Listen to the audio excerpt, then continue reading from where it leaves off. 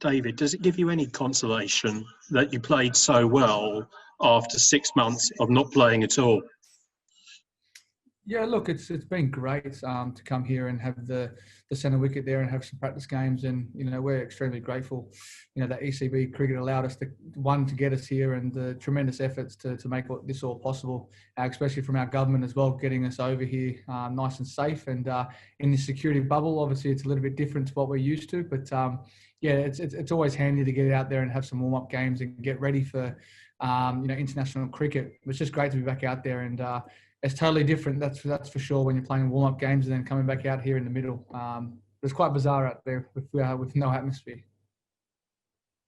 Martin Smith. Yeah, hi David.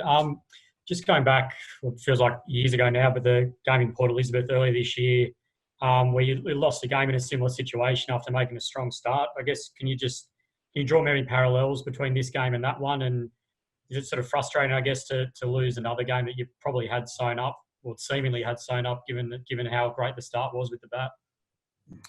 Yeah, it's obviously a long time ago that, but yeah, quite similar. We obviously got off to good starts in those games as well, and then sort of didn't capitalise in the middle. I think we just got to try and be a little bit smarter and try and work out how we're going to hit our boundaries, and that's the tough thing at the moment. We've got to try and keep rotating strike, but trying to find the boundary in those middle overs.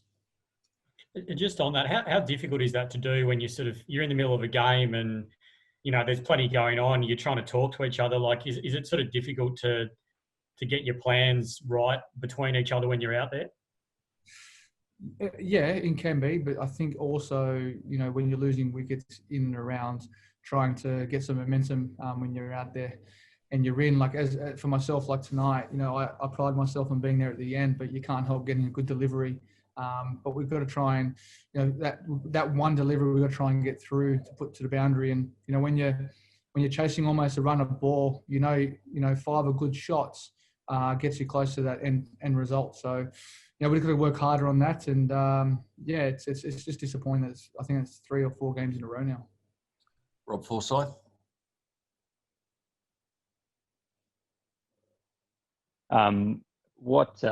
Has Justin sort of had a chance to have a chat to all the guys, or has Aaron? And if so, what was the message? No, not yet. I can see the coach now. I'm about to go in there soon. How does he look? Just like always. And what about Aaron was sort of saying in the post-match that probably instead of blaming Glenn or Steve or any of those guys, that it was more you and him, that one of you should have gone on. Is that kind of fair? Do you think that that's ultimately where the game was lost, that one of you two didn't go on with it?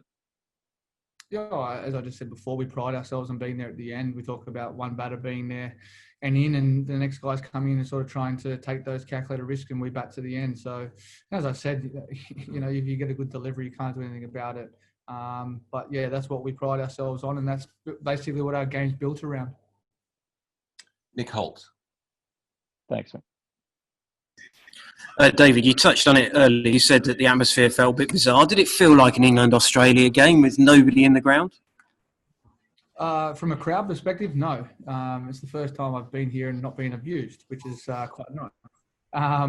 But yet again, you used to getting you up and going, and that's why we love playing, home and away, because there's home advantage and away advantage, for the home crowd as well. But this is a little bit bizarre.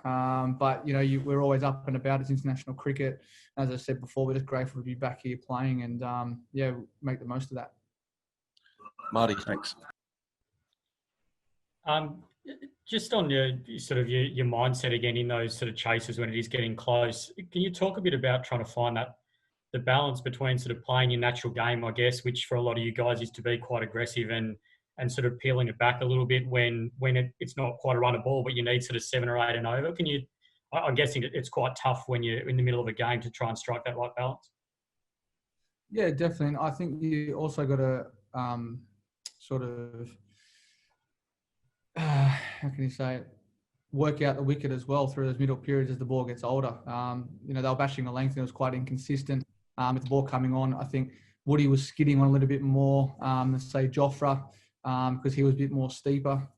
We played practice games on this as well, which we felt at night time was a little bit different to this wicket. But you've got to assess those conditions when you're out there. And, we've been playing this game for a long time and we should be able to do that. And I felt we did. It's just we just didn't hit the boundaries as much as we liked through that middle period. And obviously we'll have a chat later on where we can, work on for next game and come out and make sure that, we can apply that when we go out there, because we're playing the next two games on this wicket, but the next one's going to be a day game. So that could be a little bit drier and a little bit different.